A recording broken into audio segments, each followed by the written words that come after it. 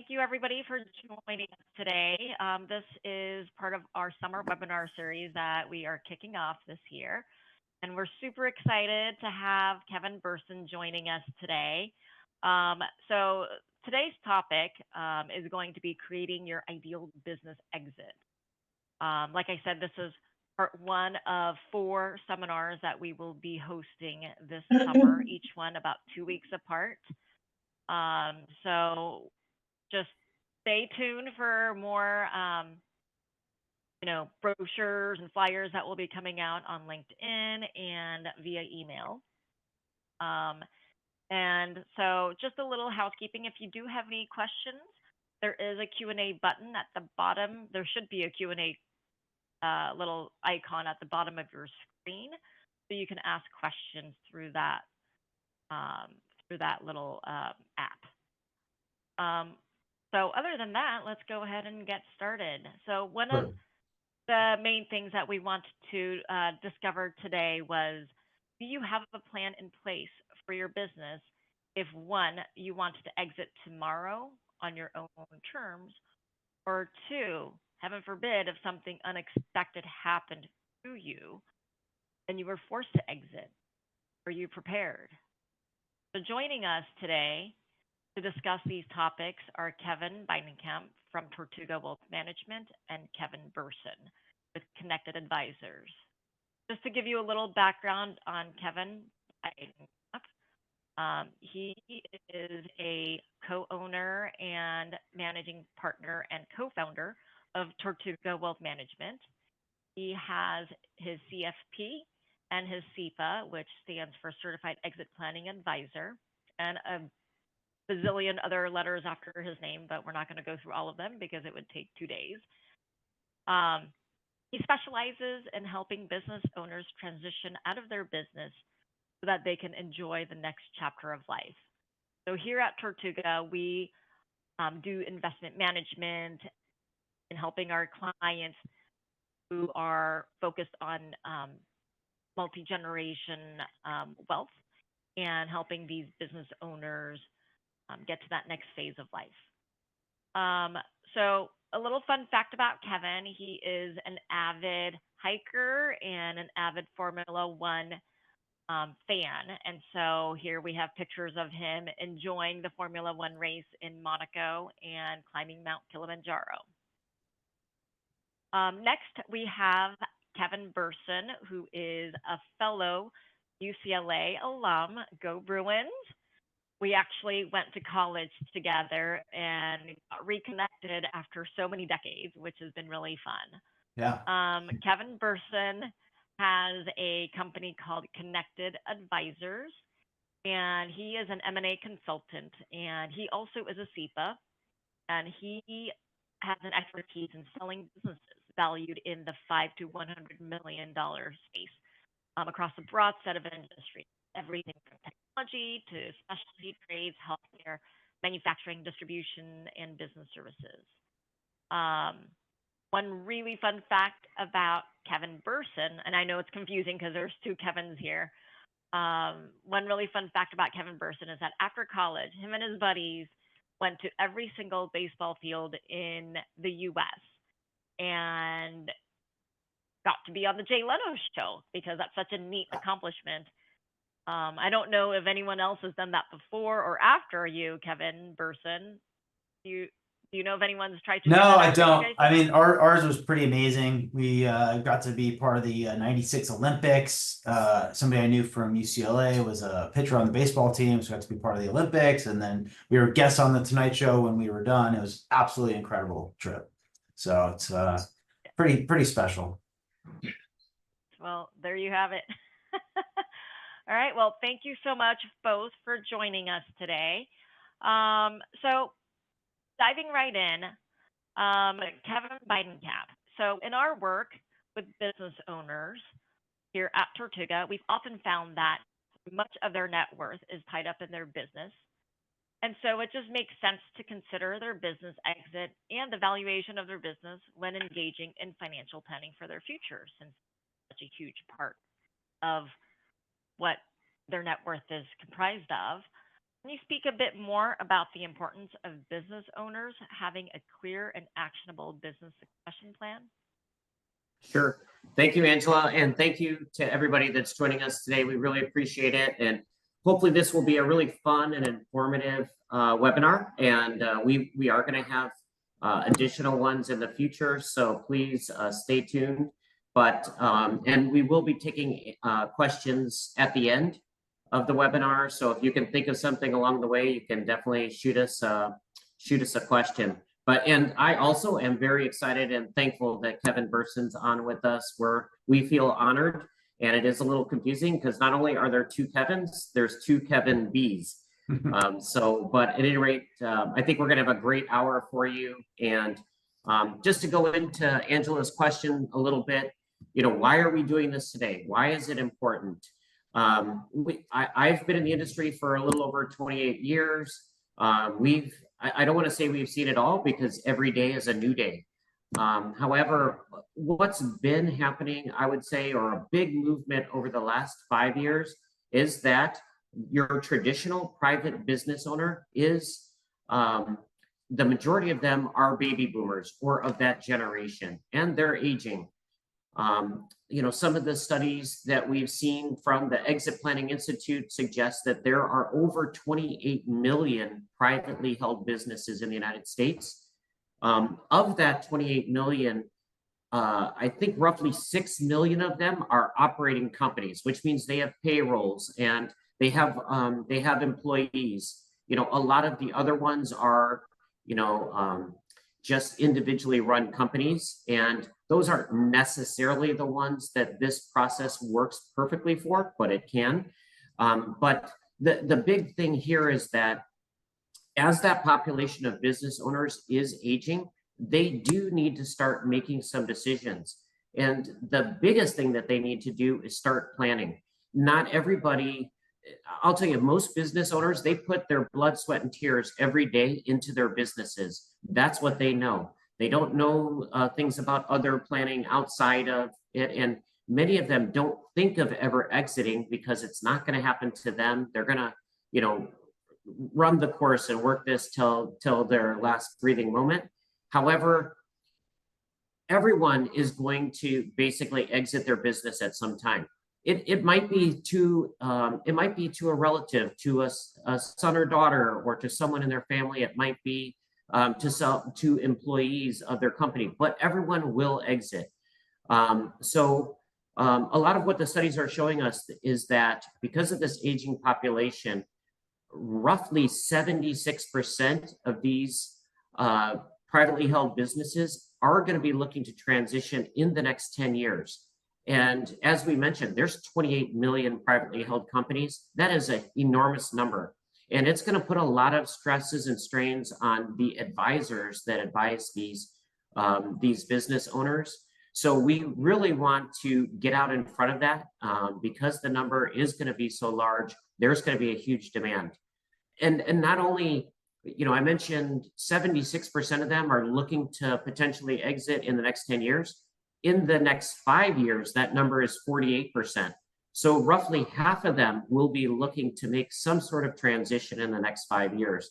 So at Tortuga Wealth, we really want to basically help our business owner clients, as well as other of those business owners, in the area and across the country, when they have questions, when they start to plan. The biggest thing is, how do I get started? Right. I don't know if I'm a business owner, many times they don't know the first thing about how to get started. So that's one of the reasons why this webinar, we thought we could kick off the first stage of basically helping those in our community to make good decisions.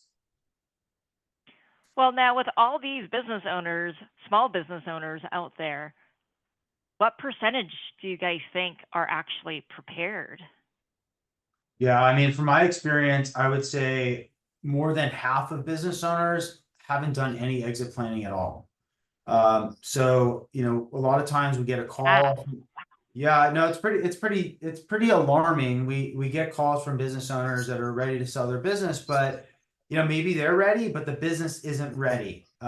Maybe there's some problems with the business that really need to be addressed. When you go to market, you really have one shot at doing it right, and you really want to make sure that not only are you psychologically ready, you need to make sure that the business is going to look great to buyers. It needs to tell the right story. It needs to be presented properly.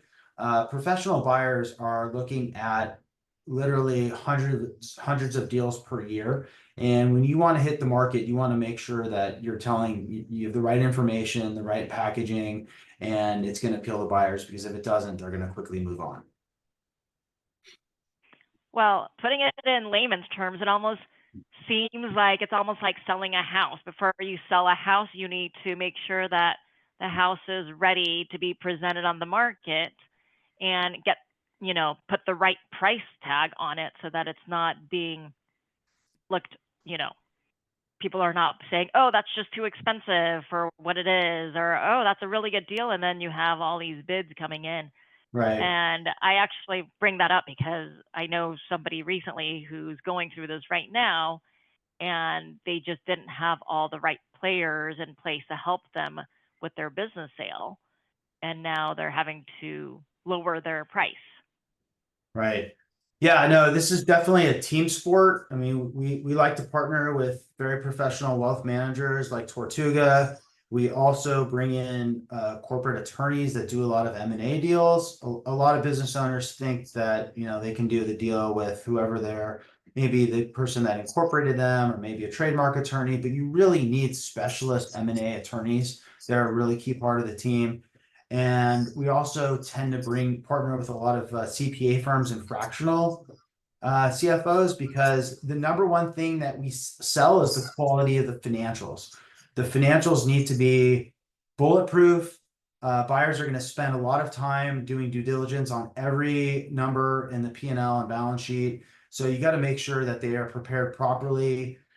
So we will definitely want to make sure that's probably the number one assessment that we do, is we look for the quality of the financials, and we like to bring in fractional CFOs and CPAs to make sure the financials are done properly, and have a monthly close process, that the financials reconcile the tax returns, that margins are reported consistently from period to period. And then there's a predictable monthly close process as well, so buyers can get timely data while the business is on market. Hey, Kevin, I have a softball question for you, I believe, too, is when's the best time for a business owner to approach someone on something like this? I mean, is it ever too early, or? Yeah. I mean, it's never too early, but realistically, we like to get involved 1 to 2 years ahead of a potential sale. We feel like that's really the right amount of time to make sure the financials can get cleaned up. A buyer is going to evaluate the business from a bunch of different factors. There's financials, there's operationally. The buyer wants to make sure that the business can survive without the owner. So it's going to be really important that there's a layer of middle management that's in place. It's important that the business has all of its key processes documented. It's important that all the key agreements are categorized, and we have an attorney making sure that there's no exposure from a legal point of view. So generally, that's about a year and a half, potentially 2 years before the sale. And we also want to start tracking the key KPIs for the industry that buyers are going to want. So we want to build a history of those KPIs, and hopefully we're showing that we're improving as we progress. Absolutely. And I would say from our end also, it's in dealing with our business owner clients. And that's kind of the reason why I was thinking of that the whole time. There's never like an early time in this process, because we are constantly asking them, what are your thoughts on your retirement? And this might be 10 years before they're really starting to get into that mode, only because we start gathering information that's very useful to them. Like, oh, well, we know 2 other of our competitors that are in the area that probably would be very interested in getting rid of us, basically getting them out of the market. And that lets us have that conversation, even though if it's way out there, because if we're managing their investments or their portfolio, it helps to basically kind of start intertwining that and start making some future plans for them too. So for us, I would say, it's like 10 years would be the time that we start having that conversation, just so that they have it in their mind that, at some point, if not sooner, this is going to be a major issue. Because Angela mentioned in her intro, I think statistics show that something like 80% of these business owners' net worth are typically tied up into their business. Yeah. And, if something goes wrong with that at the back end, terrible things can happen very quickly. So you kind of have to manage it over time. Right. So it sounds like there is a lot of things that a business owner needs to consider before they actually exit their business. There seems to be a lot of balls in the air. So I know that here at Tortuga, we talk about these 5 steps of exit planning, business succession planning, if you will. Maybe that's something that you can go over briefly with us, Kevin Bidenkap. Sure, no problem. So basically, the stages of business exit planning that we've lined out, I think there's a slide here on it. The first stage is discovery, and basically that's just an introductory stage where the planner is getting together with the business owner, and they're talking about everything that they need to know. They're getting together all of their financials and everything else that Kevin mentioned. We're not going to go into it too in depth. We're just going to basically briefly describe each phase. But basically at Tortuga, we want to help the business owner clarify what they're looking for and what sort of time horizon they might be looking at. The second stage is protection. And in that stage, we're just trying to mitigate any sort of negatives that could come in and impact the process of the exit planning process early on. And then in the growth stage, that's where a lot of advisors get involved with, with the business owner. They're trying to increase the valuation of the company and make for the best exit price possible. So that's a stage that's very important to each business if they're wanting to grow. Some businesses just want to exit quickly. There could be an illness or something else that's forcing it to be done, quicker than typical. But in a perfect scenario, the advisors would come together and basically try and increase the valuation and add value and get a more significant price for it at the exit. And then fourth is the options, and that's where the advisors are just working with the business owners to look at what types of exit options they have. It could be they could sell to their employees. It could be another family member. It could be a strategic buyer. There's a lot of options, and to have the advisors that are experienced and trustworthy work through with the business owners is vitally important during this stage, because that will, and sometimes, and Angela, you mentioned selling your house. Sometimes you don't want to sell to the highest price, right? The highest bidder. Sometimes you want to sell to someone that feels right, that's going to, and in this case, take care of your current clients and run the business respectfully. So that goes into the whole option stage. And then the final stage is execution. And Kevin Berson knows this one better than anyone. This is basically the final, getting together the legal and all of the paperwork, getting the doc signed, really concluding the sale, obviously negotiating the best price, but getting it to the right buyer, the one that you prefer, and putting it all together and finalizing it. So there's a brief introduction of the 5 stages. Okay, well, maybe Kevin Bidenkap, I know you just went over all of that very quickly. Could you kind of go into depth a little bit more about that first step of discovery? If I am this business owner and I just don't even know what to do, and I come to you, what's that first step look like? What is that first discovery? What are we talking about? So, discovery is everything, because that's going to build the foundation of the entire rest of the product. So, and Kevin Berson had mentioned earlier, it's the business financials are very important. But even before we get into that, as wealth advisors, a lot of times what we're going to look for first is their personal financial situation, right? Because a business owner, you know, they want the total package, right? They want to make sure that at the end of all of this process, if it's going to work out well for them, they're going to have enough money to live their perfect life. And you know, that's determining, you know, what the income needs are going to be. You know, also, what are their ideas about the next stage? And that doesn't always happen at the beginning, but it's time to start that conversation about what you're going to do after the sale. And I'll tell you, we have an alarming statistic also that we run across all the time. Business owners, after a transaction, 1 year after the transaction, 70% of the business owners say they regret selling their business.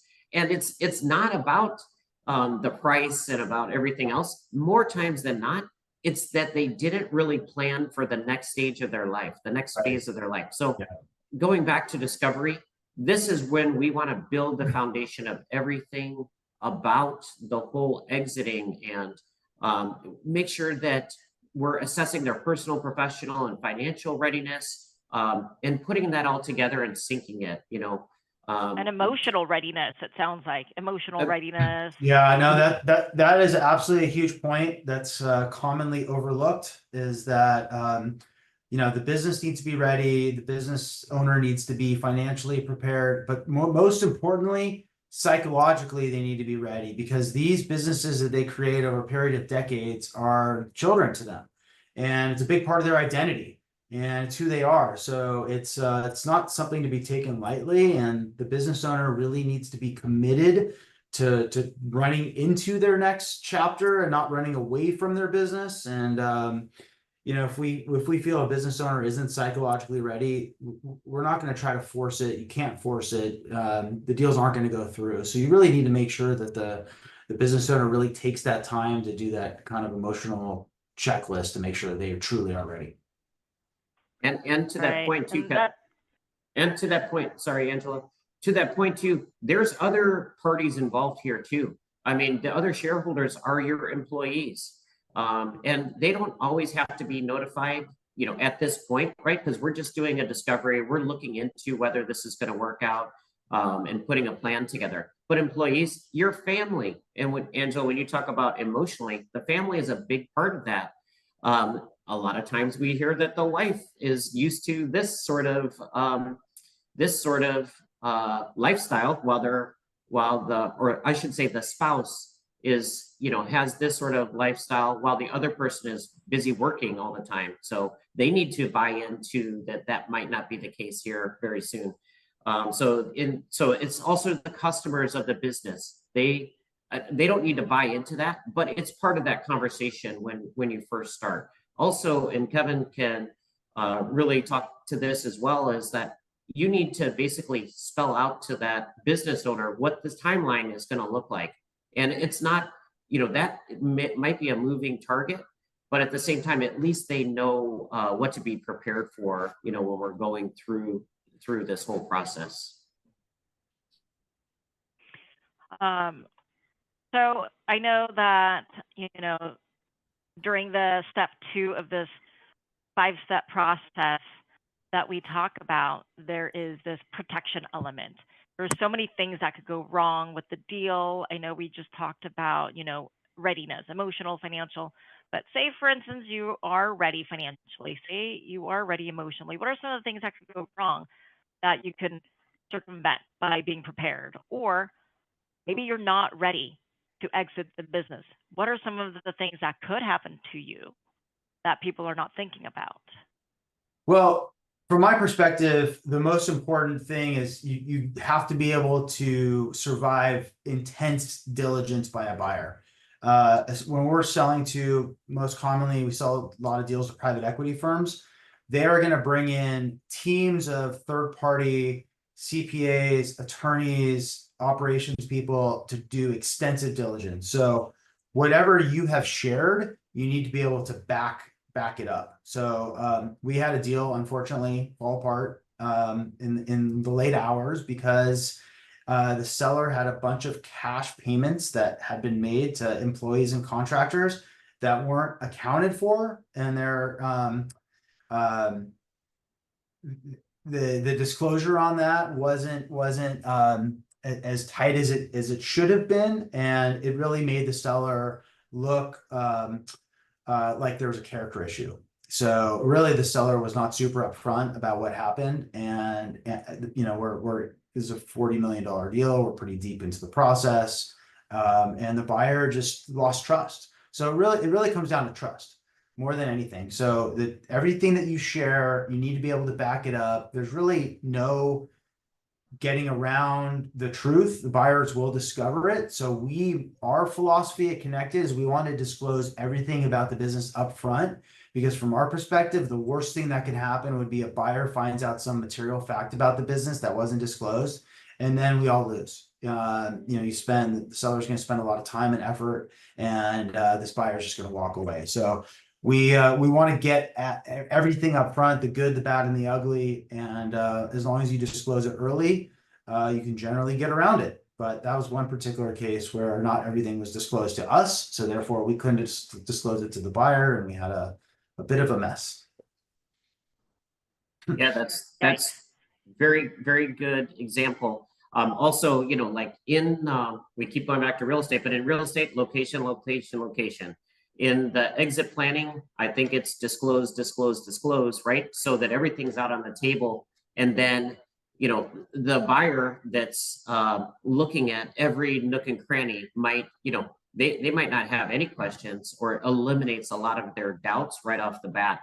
But also in this stage, you know, you want to begin to start thinking about if then scenarios, like if this happens, then we're going to go this way, and just prepare for potentially, you know, market conditions might change. The pandemic was a great lesson for all of us on how to handle some of these scenarios. You know, maybe the market dries up immediately, or interest rates, if interest rates continue to rise, you know, that's going to slow everything down. So it changes time horizon, readiness. It could affect your business. And you always want to be selling into strength. So that's how the timeline also, you want to time it so that everything is running smoothly, you know, and everyone is doing well during that. And also I would say in the stage of protection, it's more or less like, make sure that you have all of the protection within your company before, and that's part of the disclosure. You know, like, do you have buy-sell agreements with key employees?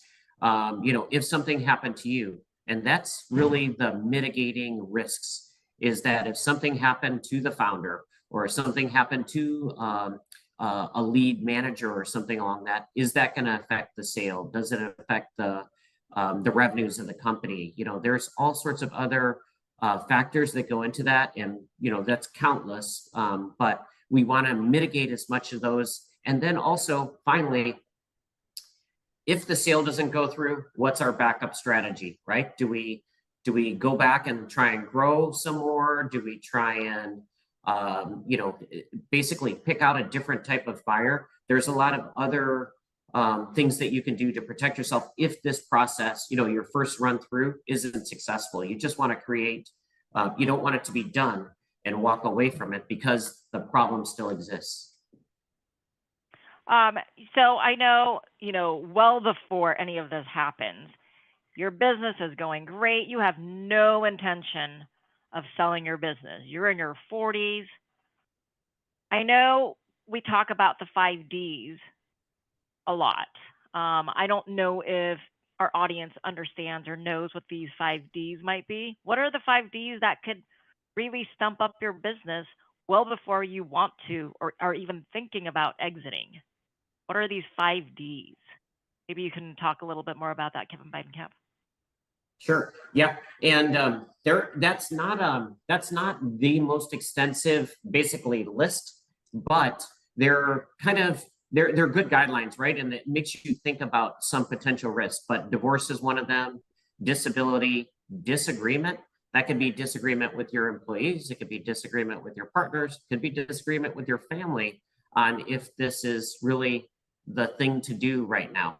I guarantee you that this is not going to be perfectly smooth. So you want to eliminate some of those problems. Maybe it's by, starting it earlier so that you can basically get through that period and get everyone on board. Disruptions. I mentioned the pandemic, that was a major disruption worldwide. And there was a lot of fear. So that also, something like that could really lengthen the timeline also. And the last and least preferable of these is death. And it could be the death of the founder or the creator. I mean, you can just imagine that a person builds a business and runs it for 40 years and there's an untimely death. I mean, if you're a potential buyer of that business, things have changed dramatically, right? And that's why being prepared is so important, and addressing this as early as possible, even if it's, midway through your lifetime of working in the business, that you can start talking about it. Like, what if there is a death? What if something comes up and you know that you have 1 year to live? What do you do at that point? So you want to be prepared with all of these things. There are other things that we can do. There are insurance products where we can protect the business, protect the people also. But those are basically the 5 Ds that Angela refers to. Along those lines, I saw a really sad news article this week about a young business owner in his 40s who passed away unexpectedly. He had built a successful action sports business, and I had actually talked to him a couple of times over the last couple of years about getting started with exit planning, and he was never quite ready. And I didn't know he was sick, but he ended up passing away with no will, no buy-sell agreement, and now there's just a big mess happening. So yeah, I definitely encourage that all business owners start some kind of planning. Talk to me, talk to Kevin, talk to their attorney, but just get started one way or another.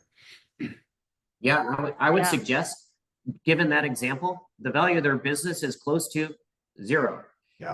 When with the key employee being gone, and basically, that was the person that probably generated everything, dealt with the contract. So one thing that a lot of business coaches always suggest too is make sure that you have an operating business that you can step away from. And this probably is a webinar in itself. Yep. But make sure that your management staff and the other employees, it's something where it runs itself.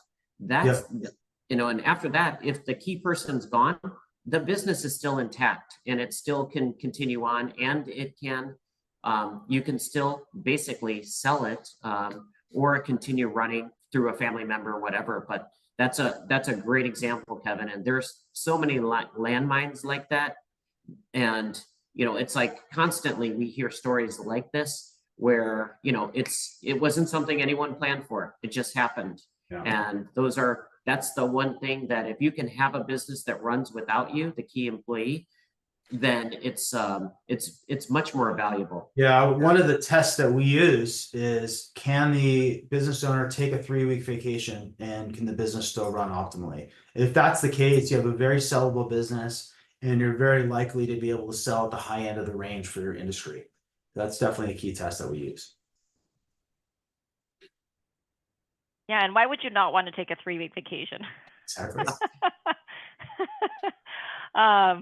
So I know that part of the valuation that drives the higher multiples is, making sure that the business is growing, and that the business owner or owners are doing the right things to maximize their eventual sales price.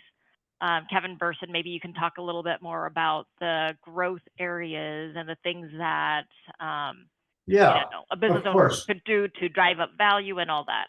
Yeah, we like to look at 8 different levers of value, and we can talk about that in a sec. But this is the deals that we work on in this space, which are typically businesses that sell from 5 to 50 million, are typically going to be the median is about 4 to 6 times EBITDA. Most of the businesses we sell are on an EBITDA basis because if EBITDA is the earnings of the business, it's essentially the operating income, interest, it's earnings before interest, taxes, depreciation, and amortization. And most businesses are valued on a multiple of EBITDA. Some businesses, if they're technology focused, if they have a major recurring revenue element like a SaaS, software as a service business, those may trade at a revenue multiple. But by and large, most businesses we see selling EBITDA multiple. So our job is to tell the best possible story we can for the business and make sure we can defend that story. And we are looking for businesses to sell for typically 4 to 6 times. But if we have really good businesses, we can sell them for more than 6 times. We've sold a few businesses at over 8 times, and those businesses had something really unique about them. They had something proprietary. They had a brand. They had some technology. They had a really what Warren Buffett would call a moat, just something that they do better than anybody else that's pretty defensible. They're growing. There's high barriers to entry. They have great systems in place. They have a team beyond the owner. Their financials are very high quality. They have very tight business processes, and they could tell a really good story of where they are in their industry and give buyers confidence that the business will keep growing for the years ahead. And that's really part of what we do when we create marketing materials, is try to draft that narrative. So Kevin, one question too, when you're in this stage and you're trying to grow the valuation, get the best exit price possible at the exit, what percentage would you say the owners tell the employees and involve them in this whole process? Because if the employees are working in line with management to help grow the process, it's probably much easier. Do you find that they usually involve the employees, or sometimes?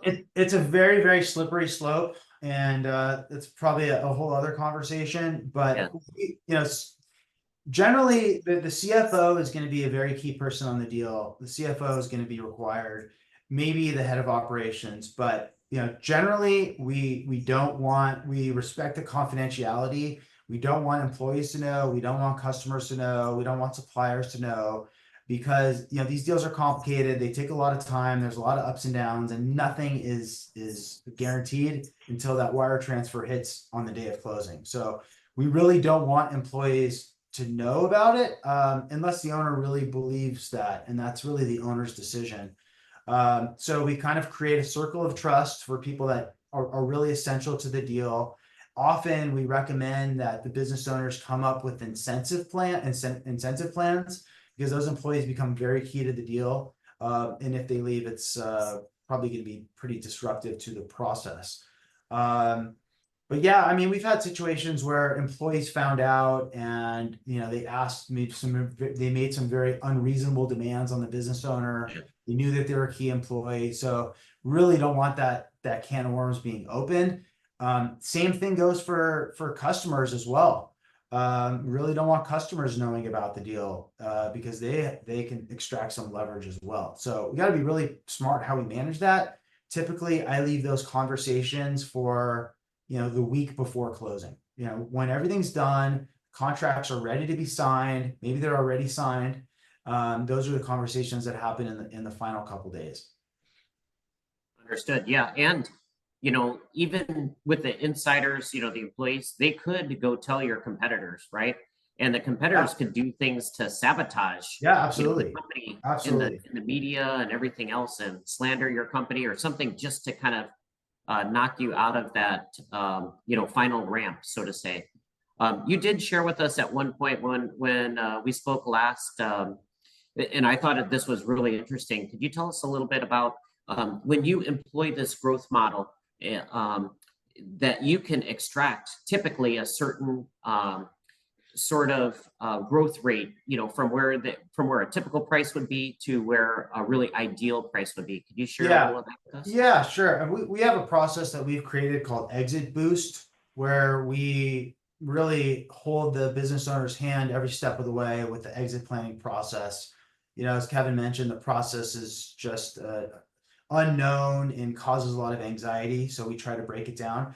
But we've had clients that have increased their valuation anywhere from 20 to 120%. There's certainly no guarantees that we would make on that, but business owners that are willing to go through the process are very mindful of how their business would come off to buyers, and business owners that are willing to go through this process.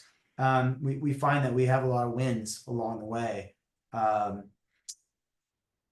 Just being prepared properly, being able to understand what buyers are going to expect really goes a long way. And then if you have a business that's really well prepared in a nice industry, then buyers will compete. And whatever price you thought you might get, you'd be surprised. We had a deal a couple of years ago as an e-commerce company. We were expecting 50 to 60 million for this business, and we ended up getting over 100 million because the business was well prepared. We could answer all the buyers' questions, and we really had the business ready to go. So buyers will compete. So there's really no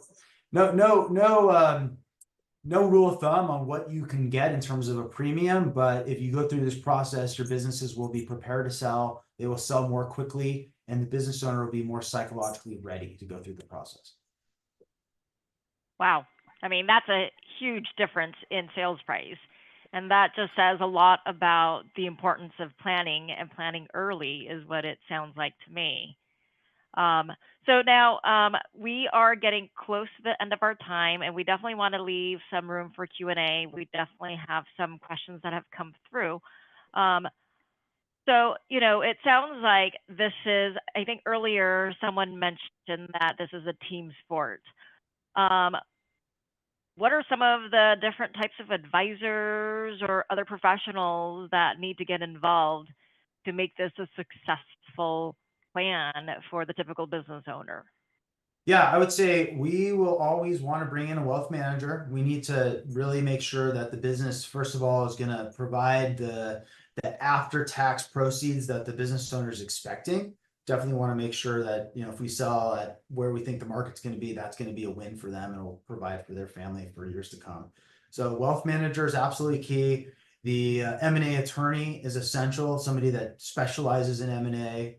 Also, the CPA is really, really critical. We want to look at tax planning strategies to mitigate tax risk. We also need a fractional CFO. I mean, some businesses have these folks in them, but most of them don't. They really haven't spent on the financial function. So the fractional CFO would be that kind of fourth person that we consider to be pretty key part of that team. Yeah, Kevin, do you have anything else to add to that? Oh, that sounds right in line with what I was going to say too. And, from our side too, especially in the discovery phase, we like the business owner's estate planning attorney, right? Because that's where, we talked about getting their business, personal, everything aligned and synced up. And a lot of times the estate planning attorney, that's where we can tell if their private life is, if they've protected themselves personally also. And also what sort of planning that they've done on that side, because ultimately we're trying to get to, you're here, what would you like to see, as your end game?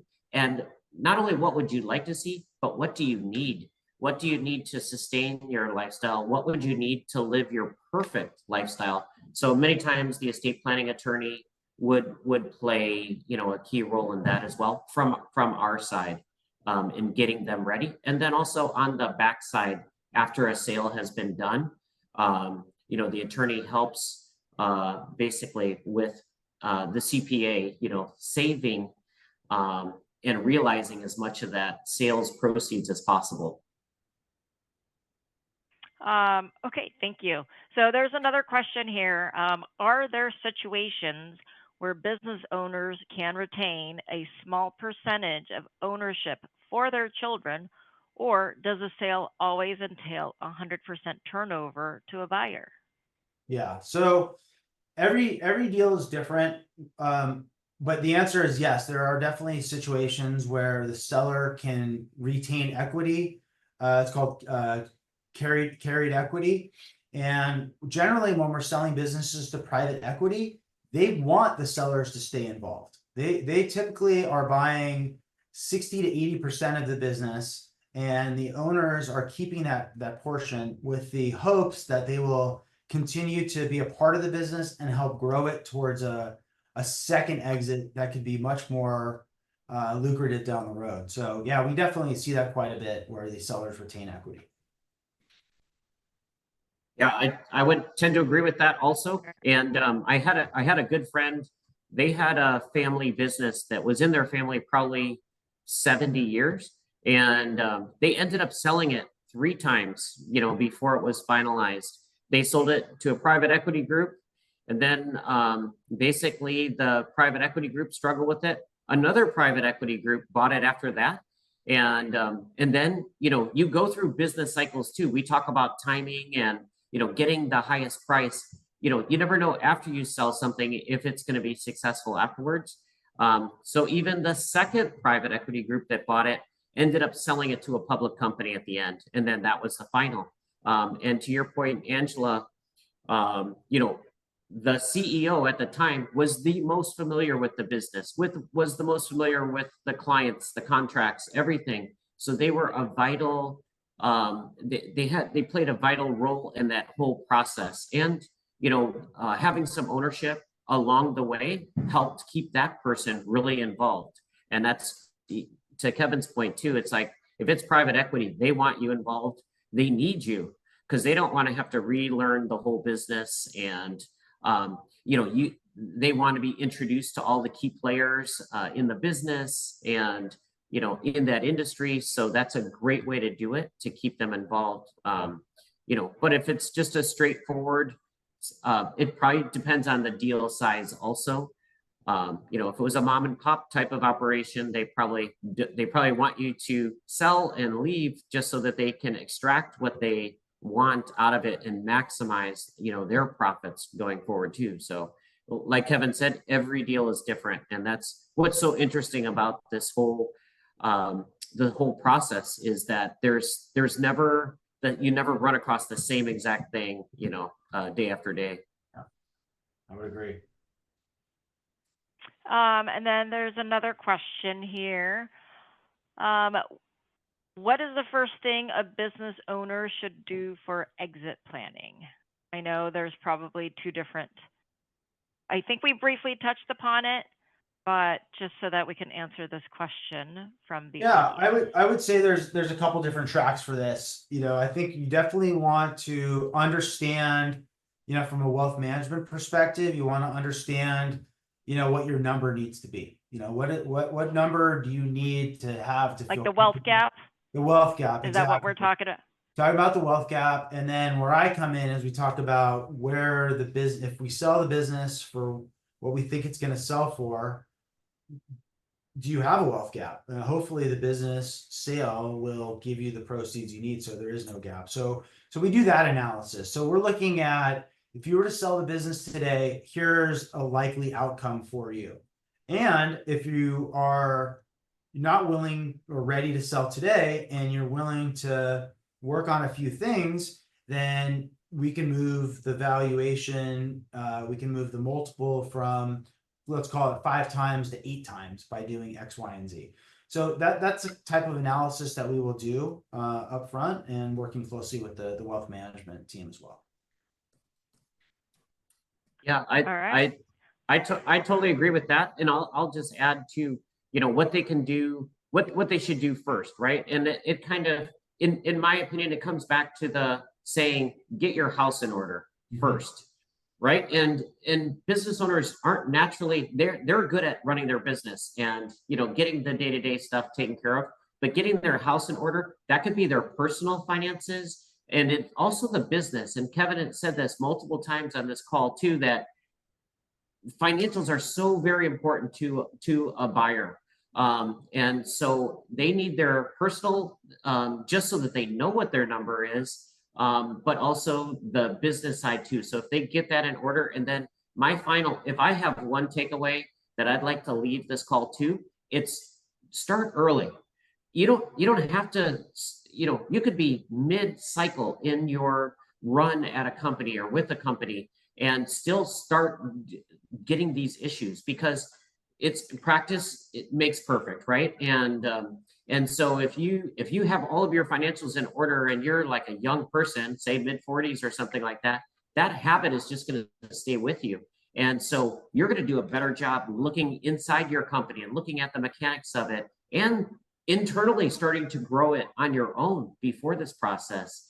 And the other thing too is that I see advertisements from companies that are in this space, and they're always saying, you know, we'll sell your business in 150 days, right? They have this like promise that you know, if you hand it over to them, they are experts at selling it within 150 days. Well, that's it might be fine for some, but at the same time, it takes time to do it right. And you know, Kevin talked a lot about the strategies that they employ to help grow the valuation. And you'll be shocked if you take the time and do it the right way, what you can retrieve in the end game and get your you know, the highest possible exit price. Absolutely. Right. All right. Well, thank you guys so much. We are getting close to the end here. I know that you know, other people have other questions. And so some of these questions that are more specific, or if you have any other questions, please feel free to reach out to us. After this webinar, we will have a recording of it, so that will be available. We will also be sending out materials, the brochures that we've mentioned here during this webinar. And like I said, we will have all the contact information that you need, and we can definitely go further in depth with your specific situation with you at any point in time. I'm just answering Carol's question right now. It's a really good one. Oh, about okay. How to keep your books. So yeah, a lot of times we see businesses on a cash basis, and for small businesses, I think that's okay if you're under a couple million revenue. But if you're going to be dealing with a buyer that's much larger, chances are that their books are on an accrual basis, and they're going to want to be able to analyze your books on an accrual basis as well. So we would definitely look into that. And if, like I said, if your business is of you know, kind of a few million and greater, we probably want to put you on an accrual basis, because you're probably going to get the most value that way as well. And you can still file your taxes on a cash basis, but in terms of, you know, evaluating the business for valuation purposes, most buyers are typically going to want to see GAAP accrual based financials. Good question. I second that. that is a really good question. We've actually had our CFO tell us that we needed to do accrual basis instead of cash. I have one question for Kevin also. Kevin, you have mentioned a few times how important a fractional CFO is. Yeah. I don't think everyone is really aware or Yeah. have heard that term. Yeah, I would say, you know, from my experience doing this for 10 years, most businesses that we see, their books are just not in great shape. They basically have QuickBooks, and they have a bookkeeper that gets the transactions in there, but they're not really analyzing the financials. They're not done consistently from month to month or year to year. Sometimes things are put in one expense category, sometimes in another. You know, it's sometimes hard to reconcile those financials to the tax return. So when we have a business in that case, we will recommend a fractional CFO, which is basically somebody who has, you know, been a CPA in the past or been a CFO for other companies, and now they tend to work on a fractional basis, which means you can get them anywhere between, you know, 5 hours a week and full time. And I highly advise, you know, bringing these people onto your team. They're not super expensive, and it can be done in a very cost-effective way, but they can very quickly get your books up to a professional caliber. And that person becomes incredibly important once you get into due diligence, working with sophisticated buyers, because they understand the language of M&A, and they can really help create a lot of value for you as well. So Tortuga and Kinected, we're plugged into the space, and we know lots of these folks. So come to us if you need a referral. Yeah, that's great. And yeah, I can share a story too. We have a client that's a fractional CFO on the East Coast, and he you know, we say this person is like a hired gun. Because he works with private equity. They bring him into deals that they've, you know, recently purchased. And I can tell you, every time he goes into a company, he's shocked with what he sees initially. You know, like companies have no idea about doing books correctly, filings, and everything is a shamble, right? So I would say, to your point, in very quick order, he can make it look very professional. And just show them where you have to be listing this and you cannot be doing this. So you're right. If they were, you know, a former C-suite type of person, or, you know, an accountant for a larger company too, when they go into these other, I'll say smaller companies, privately held companies, they can see right off the bat, you know, there's things like just, you know, red flags everywhere, and they can put out those fires immediately and then move from there. So just that in itself is like a total turnaround. It's a turnaround, and it's also essential on you know, larger deals to have somebody like that. Maybe you have that person in-house, but if you don't, that person is essential and will pay for themselves several times over. Thank you. All right. Well, thanks everyone for joining. And the next 3 webinars that we will have, the next one is going to be on June 13th, which is selling your business, maximizing return. The next one after that is June 27th. This is going to be on passing wealth and values to the next generation. And then July 11th is live well and give well, charitable gifting strategies. So please be sure to tune in for the next 3 webinars, and we hope this has been educational. Thank you so much. Bye. And thank you, Kevin. Thank you, Kevin, for being with us too. A lot of information, and we really appreciate it. And Angela, thank you. A great job moderating the call. Yeah, I appreciate you guys too. Thanks. It was fun to be here and do this. Love to do it Excellent. again. All right. Take care. Bye-bye. Okay.